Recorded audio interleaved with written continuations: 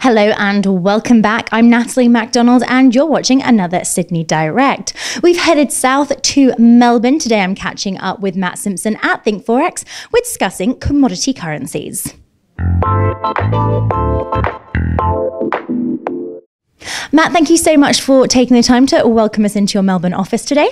Good morning, Natalie. Thanks for coming. No worries. So today we're talking commodity currencies, and to start with the loonie dollar, the Bank of Canada has said that the loonie dollar's fall is 99% oil prices to blame and not verbal intervention from the central bank itself. Do policymakers perhaps protest too much on that? Well, when he made those comments, he was on the back foot because he's coming to scrutiny for not doing enough for the economy since coming in. Now, if you look at the oil prices, they've been tanking since June, but the Canadian dollar has been tanking since 2011. So to say 99% of it, no, it's not. What it has done, it's increased that bearishness of an already bearish trend. But at the same time, you've also got the US dollar, which is increasingly bullish. So the three things combined, you've got an accelerating, rising US dollar CAD. The Aussie dollar, again, as you said, sort of another one that's been massively on the decline, really. Is that really due to sort of a falling commodity prices, or can we factor that in more to a strengthening US dollar? And how really then does that sort of shape movements moving forwards?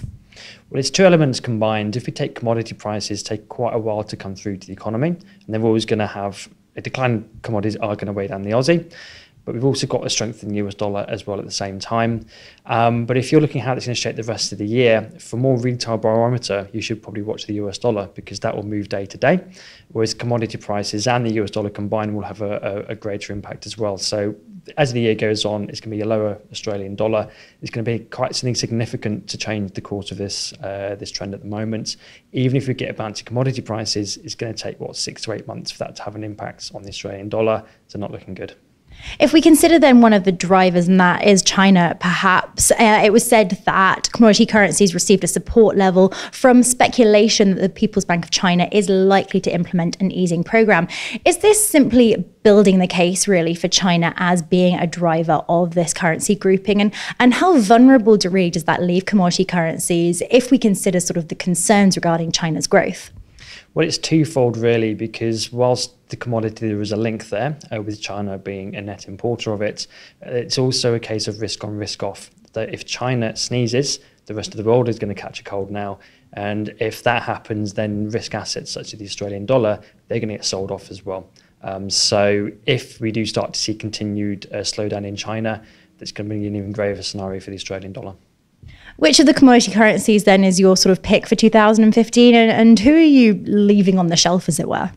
Well, it's a good question because it's a race to the bottom between all of them. They're all in downtrends, but they can't all be the weakest. Fact is, New Zealand are paying the highest interest rates, and their economy is in much better shape than that of Australia and Canada. So they're the clear winner. As for the clear losers, it's very hard to tell between Canada and Australia at this point.